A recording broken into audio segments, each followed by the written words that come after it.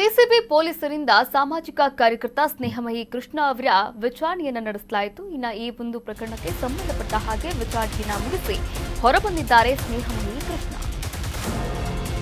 CCB ಪೊಲೀಸರಿಂದ ಸ್ನೇಹಮಯಿ ಕೃಷ್ಣ ಪ್ರಕರಣ.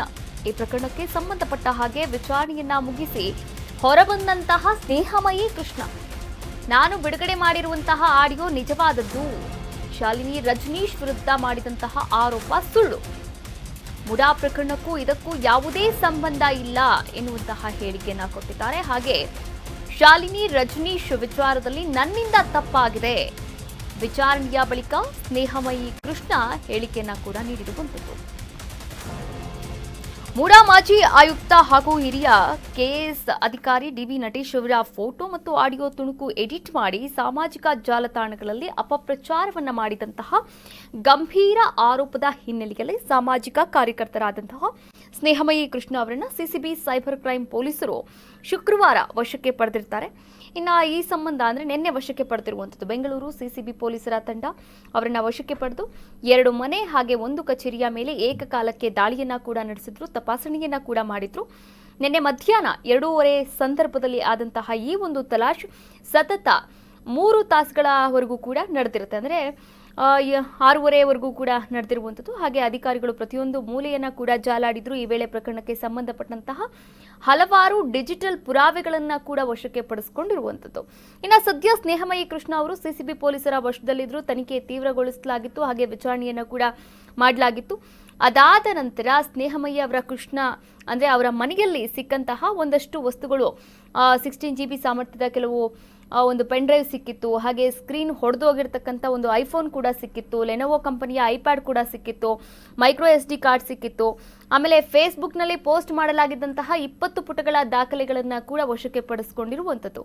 ಇದಾದ ನಂತರ ಎಲ್ಲ ವಿಚಾರಣೆಯನ್ನ ಮಾಡಿದ್ರು. ವಿಚಾರಣೆ ಮುಗಿಸಿ ಬಂದ ಬಳಿಕ ಇದೀಗ ಸ್ನೇಹಮಯಿ ಕೃಷ್ಣ ಅವರು, ನಾನು ಬಿಡುಗಡೆ ಮಾಡಿರ್ತಕ್ಕಂಥ ಆಡಿಯೋ ನಿಜವಾದದ್ದು, ಶಾಲಿನಿ ರಜನೀಶ್ ವಿರುದ್ಧ ಮಾಡಿರ್ತಕ್ಕಂಥ ಆರೋಪ ಮಾತ್ರ ಸುಳ್ಳು ಅಂತ ಅವರೇ ಒಪ್ಕೊಂಡಿದ್ದಾರೆ. ಇನ್ನು ಶಾಲಿನಿ ರಜನೀಶ್ ವಿಚಾರದಲ್ಲಿ ನನ್ನಿಂದ ತಪ್ಪಾಗಿದೆ ಎನ್ನುವಂತಹ ಮಾತನ್ನ ಕೂಡ ಹೇಳಿರುವಂಥದ್ದು ಈ ಒಂದು ಮೂಡಾ ಪ್ರಕರಣಕ್ಕೆ ಸಂಬಂಧಪಟ್ಟ ಹಾಗೆ. ಹಾಗಾದ್ರೆ ಎಕ್ಸಾಕ್ಟ್ ಆಗಿ ಏನ್ ಮಾತನಾಡಿದ್ರು ಶಾಲಿನಿ ರಜನೀಶ್ ಅವರ ಇದು ವಿಚಾರವಾಗಿ ನೋಡ್ಕೊಂಡು ಬರೋಣ. ಮೈಸೂರು ನಗರಾಭಿವೃದ್ಧಿ ಪ್ರಾಧಿಕಾರದ ಹಿಂದಿನ ಆಯುಕ್ತರಾದ ಡಿ.ವಿ. ನಟೇಶ್ ಅವರು ನನ್ನ ವಿರುದ್ಧ ಒಂದು ಸುಳ್ಳು ದೂರನ್ನ ಕೊಟ್ಟಿದ್ರು. ಅಂದ್ರೆ ನಾನು ಆಡಿಯೋವನ್ನ ಸುಳ್ಳು ಸೃಷ್ಟಿ ಮಾಡಿ ನನ್ನ ಫೇಸ್ಬುಕ್ ಖಾತೆಯಲ್ಲಿ ಹಾಕಿದ್ದೀನಿ. ಮತ್ತೆ ಶ್ರೀಮತಿ ಶಾಲಿನಿ ರಜನೀಶ್ ಏನು ಕರ್ನಾಟಕ ಸರ್ಕಾರದ ಮುಖ್ಯ ಕಾರ್ಯದರ್ಶಿ ಇದ್ದಾರೆ, ಅವ್ರ ವಿರುದ್ಧ ಸುಳ್ಳು ಆರೋಪ ಮಾಡಿ ದೂರು ಕೊಟ್ಟಿದ್ರು. ಆ ಒಂದು ದೂರಿಗೆ ಸಂಬಂಧಪಟ್ಟಂತೆ ಈ ಸೈಬರ್ ಕ್ರೈಮ್ ಠಾಣೆಯಲ್ಲಿ ಪ್ರಕರಣ ದಾಖಲಾಗಿತ್ತು. ಆ ಪ್ರಕರಣಕ್ಕೆ ಸಂಬಂಧಪಟ್ಟಂತೆ ವಿಚಾರಣೆಗಾಗಿ ನನ್ನನ್ನು ನಿನ್ನೆ ಕರ್ಕೊಂಡ್ಬಂದ್ರು. ಒಟ್ಟು ಯಾವುದೇ ರೀತಿ ದಸ್ತಗಿರಿ ಮಾಡಿರಲಿಲ್ಲ.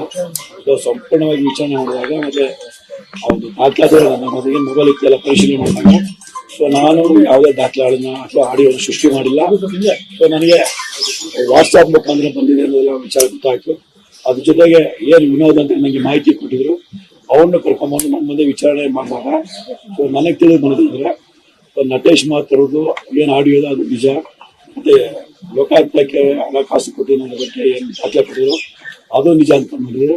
ಆದ್ರೆ ಒಂದೇ ಒಂದು ವಿಚಾರ ಏನಂತಂದ್ರೆ ಶಾಲಿನಿ ರಜನೀಶ್ ಬಗ್ಗೆ ಏನು ಮಾಹಿತಿ ಕೊಟ್ಟರು ಅದು ಸುಳ್ಳು ಅಂತ ಹೇಳ್ತಾರೆ. ನನ್ನ ಹತ್ರ ಹೇಳಿದವರು ಶಾಲಿನಿ ರಜನೀಶ್ಗೆ ಅವ್ರ ಕಡೆಯವರಿಗೆ ಬಂಧಿಸ್ಕೊಂಡೋಗಿ ಅಂತ ಹೇಳಿ. ಅದು ಈಗ ಏನ್ ಹೇಳ್ತಾರೆ, ಇಲ್ಲ ಅವರೆಲ್ಲ ಬೇರೆ ಆದ ಪ್ರಭಾವ ವ್ಯಕ್ತಿ ಅಂತ ಹೇಳ್ತಾರೆ.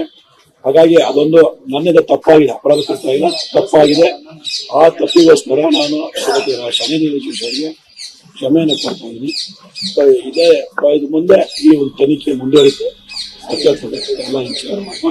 ಮೈಸೂರು ನಗರಾಭಿವೃದ್ಧಿ ಪ್ರಾಧಿಕಾರದ ಹಿಂದಿನ ಆಯುಕ್ತರಾದ ಡಿ.ವಿ. ನಟೇಶ್ ಅವರು ನನ್ನ ವಿರುದ್ಧ ಒಂದು ಸುಳ್ಳು ದೂರನ್ನ ಕೊಟ್ಟಿದ್ರು. ಅಂದ್ರೆ ನಾನು ಆಡಿಯೋವನ್ನ ಸುಳ್ಳು ಸೃಷ್ಟಿ ಮಾಡಿ ನನ್ನ ಫೇಸ್ಬುಕ್ ಖಾತೆಯಲ್ಲಿ ಹಾಕಿದ್ದೀನಿ. ಮತ್ತೆ ಶ್ರೀಮತಿ ಶಾಲಿನಿ ರಜನೀಶ್ ಏನು ಕರ್ನಾಟಕ ಸರ್ಕಾರದ ಮುಖ್ಯ ಕಾರ್ಯದರ್ಶಿ ಇದ್ದಾರೆ, ಅವ್ರ ವಿರುದ್ಧ ಸುಳ್ಳು ಆರೋಪ ಮಾಡಿ ದೂರು ಕೊಟ್ಟಿದ್ರು. ಆ ಒಂದು ದೂರಿಗೆ ಸಂಬಂಧಪಟ್ಟಂತೆ ಈ ಸೈಬರ್ ಕ್ರೈಮ್ ಠಾಣೆಯಲ್ಲಿ ಪ್ರಕರಣ ದಾಖಲಾಗಿತ್ತು. ಆ ಪ್ರಕರಣಕ್ಕೆ ಸಂಬಂಧಪಟ್ಟಂತೆ ವಿಚಾರಣೆಗಾಗಿ ನನ್ನನ್ನು ನಿನ್ನೆ ಕರ್ಕೊಂಡ್ಬಂದ್ರು. ಒಟ್ಟು ಯಾವುದೇ ರೀತಿ ದಸ್ತಗಿರಿ ಮಾಡಿರಲಿಲ್ಲ. ಇದು ಸಂಪೂರ್ಣವಾಗಿ ವಿಚಾರಣೆ ಮಾಡಿದಾಗ